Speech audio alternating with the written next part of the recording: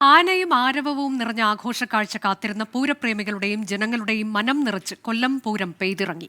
തെക്കൻ ജില്ലക്കാർക്ക് പൂരത്തിന്റെ ആവേശം പകർന്ന് കൊല്ലം പൂരം. റിപ്പോർട്ട് കാണാം.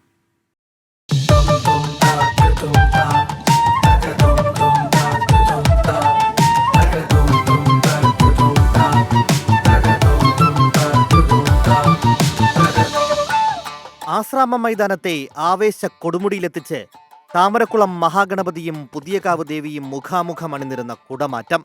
11 ആനകൾ വീതം അണിനിരുന്ന വിസ്മയ കാഴ്ച.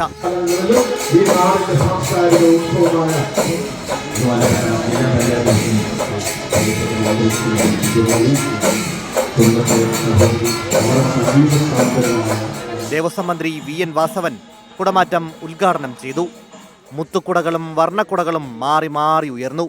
പൂരം എന്ന് പറയുന്നതിന്റെ പൂർണ്ണ അർത്ഥത്തിൽ പൂര ആസ്വാദകർക്ക് കൃത്യമായി അത് ആസ്വദിക്കാൻ കഴിയണമെങ്കിൽ അതിന് 3 കാര്യം ഉറപ്പാണ്. 1, മനോഹരമായ മേളം.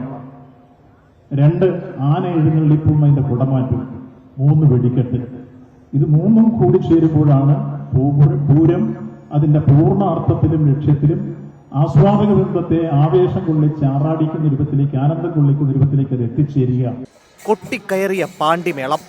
നെറ്റിപ്പട്ടം കെട്ടിയ ഗജവീരന്മാരുടെ മുകളിൽ പെഞ്ചാമരവും ആലവട്ടവും വീശുന്ന കാഴ്ച കാണികൾക്ക് ഹരമായി.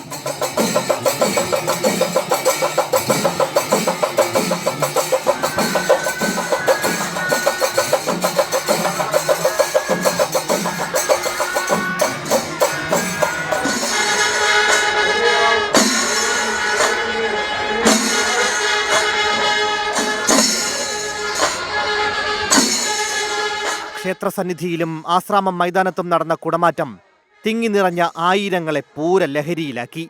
1.5 മണിക്കൂറോളം നീണ്ട കുടമാറ്റം കൊടിയിറക്കി ഉപചാരം ചൊല്ലിപ്പിരിഞ്ഞു. ഇടമുറിയാത്ത താളമേളങ്ങൾക്കൊപ്പം വർണ്ണക്കാഴ്ചകളുടെ ദൃശ്യവിസ്മയം തീർത്ത തെക്കൻ കേരളത്തിന്റെ കൊല്ലം പൂരം അങ്ങനെ പുതിയ ഹൃദയാനുഭവം സൃഷ്ടിക്കുകയാണ്.